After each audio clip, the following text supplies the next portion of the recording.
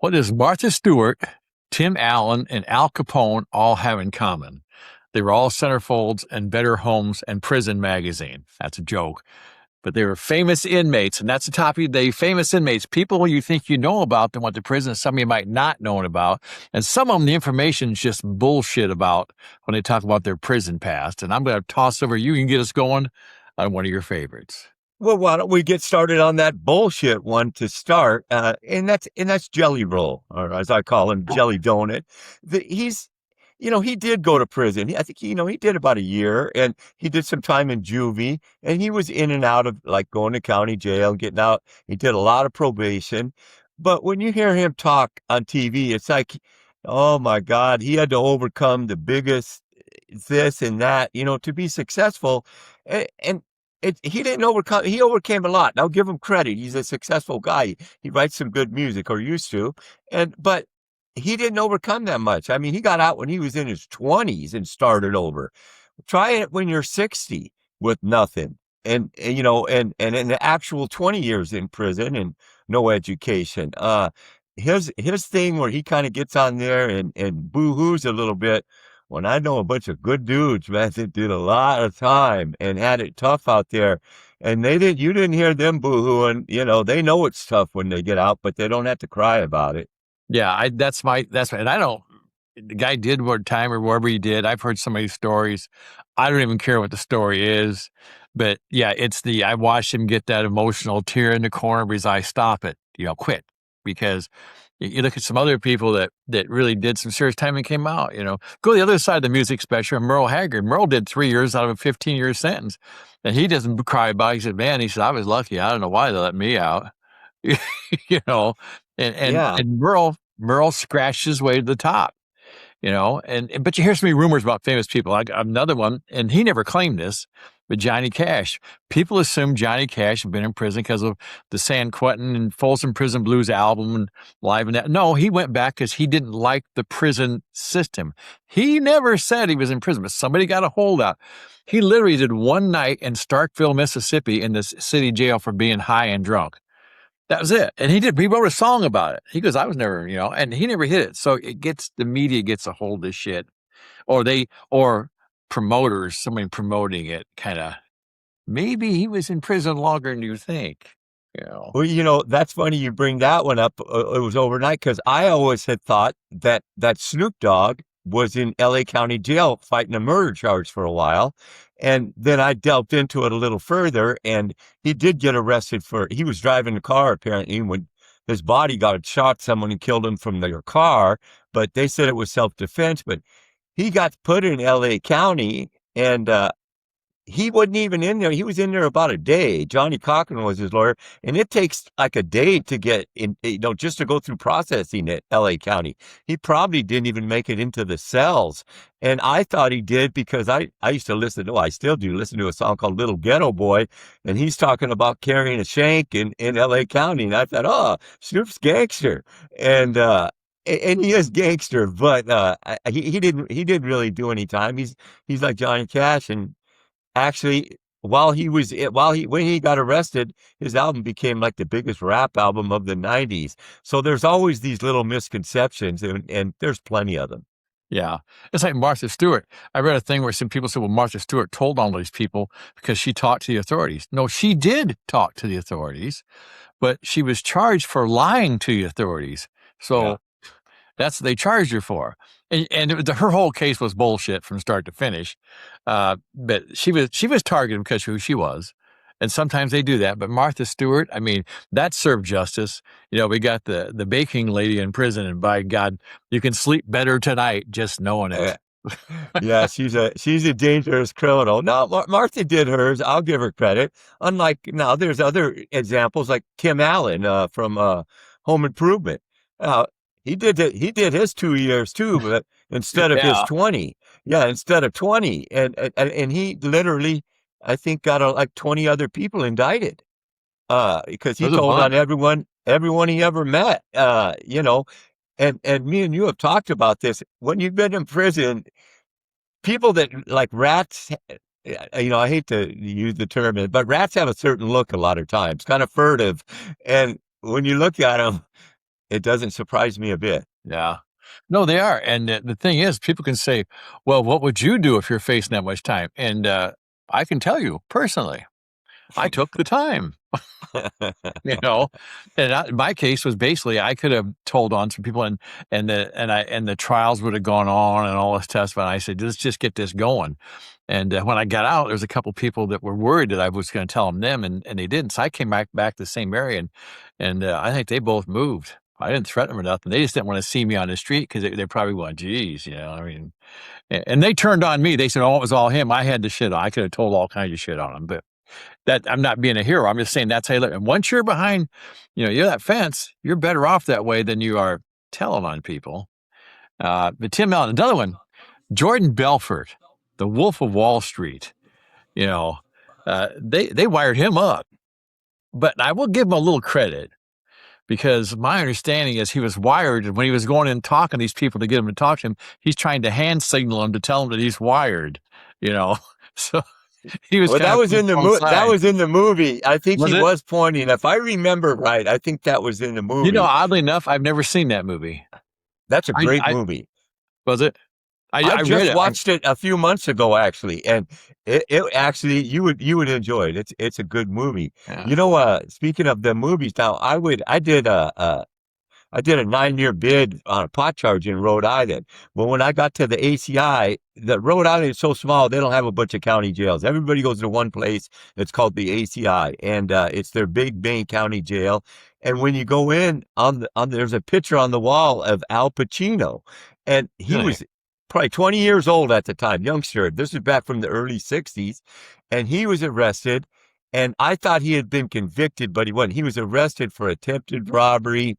All it was they were in a car and they got pulled over and they had mask and a gun and some other stuff, and they really couldn't put anything on him. They hadn't done anything, and I think they ended up charging him just for carrying a pistol in a car, a unlicensed pistol, whatever.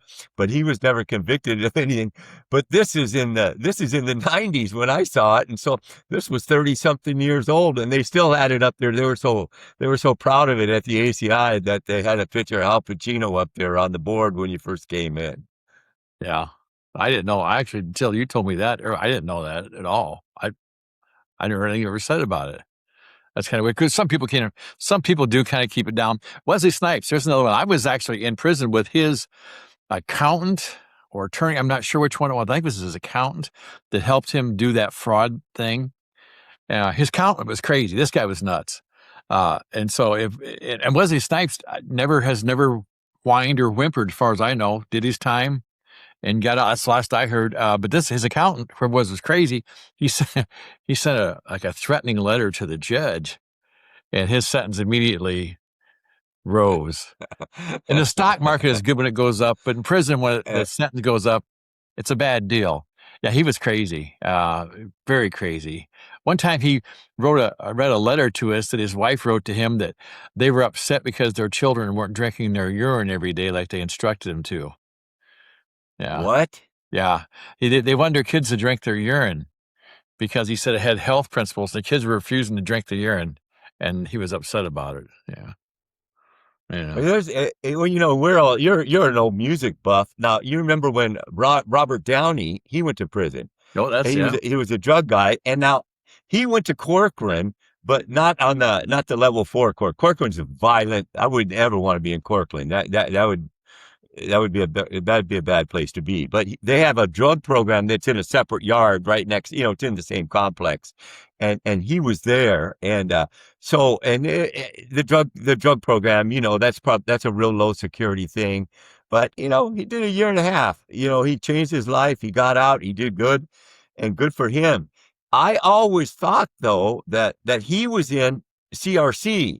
And I was wrong on that. CRC is right down the street from my house here. It's in Norco, and that's what they call the Hotel California. And the reason it's called that, it was built on an old resort piece of land from the early 1900s. It was called like the Norconian something resort, and this is where that prison's built. And it also is a drug prison, and all the prisoners called it the Hotel California. And I thought that that's what the Eagles the Eagles song was about, because it was, you can check out anytime you like, but you can never leave. And I thought Joe Walsh or someone had did some time in a rehab, and I thought maybe that was it. So I checked this morning before we talked on this, but nobody's ever, like Don Henley or none of them have ever said that that's what it was about. Just that was an old rumor. There's two guys I actually did time with. Uh, and first one's Max Hardcore, the porn guy. And he just died recently, I saw. So one of the guys I did time with sent me a thing and showed me he died. Max Hardcore. He was in Latuna with me, and he was an odd character.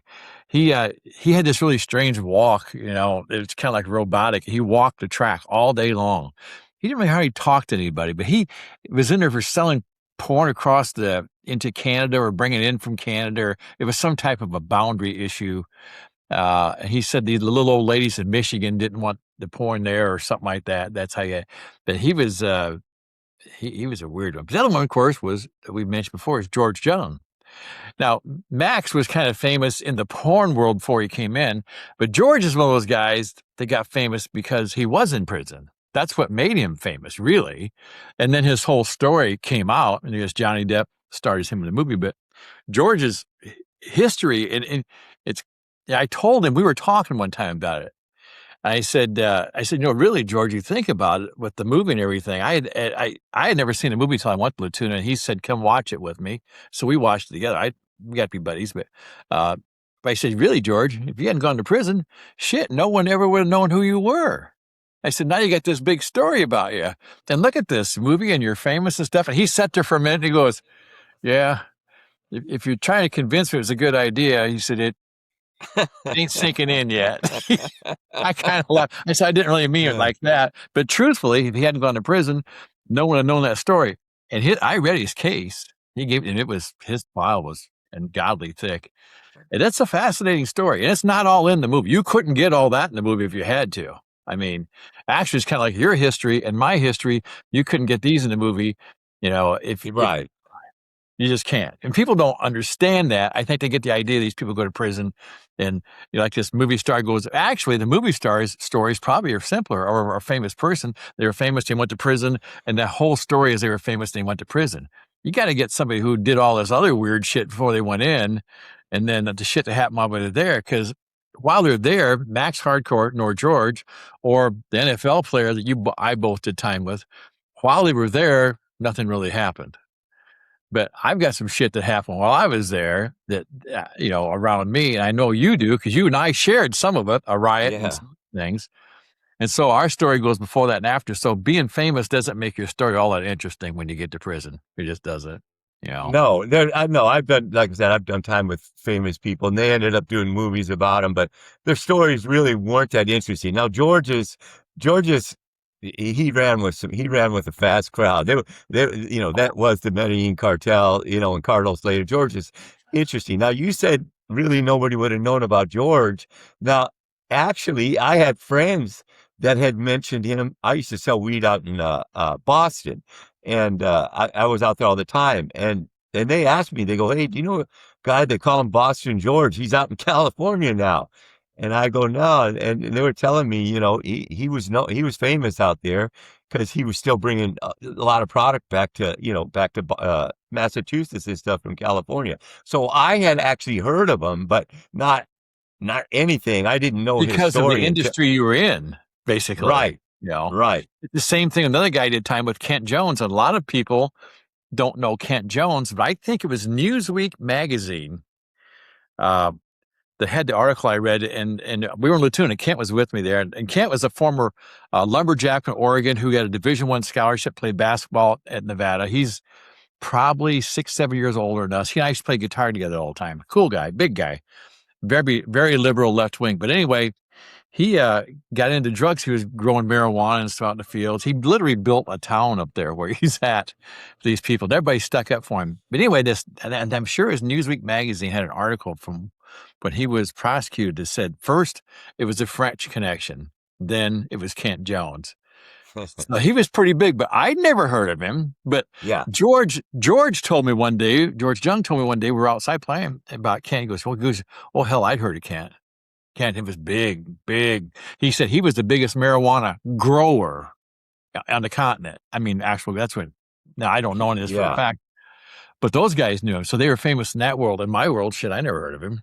No, It's funny when you get in. I remember when I got in my first bid, though, I met people that I go, I've heard of you. I heard of you through the business. I mean, because they were doing like 40-ton loads off freighters from Thailand and stuff.